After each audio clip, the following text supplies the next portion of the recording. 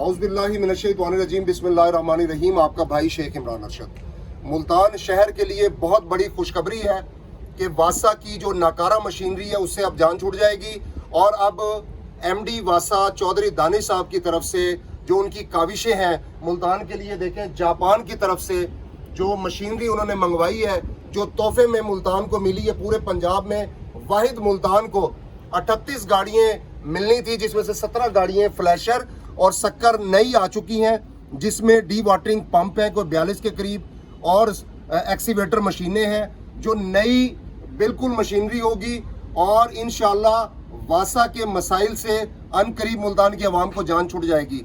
और इसके अलावा 9 नंबर से 8 नंबर जो लाइन लगनी है उसके एनओसी के लिए जो हमने कमिश्नर साहब को लेटर भिजवाया था उस पर भी काम हो रहा है। 2 से 3 दिन में इंशाल्लाह वो एनओसी भी मुल्तान के लिए एक तोहफा होगा।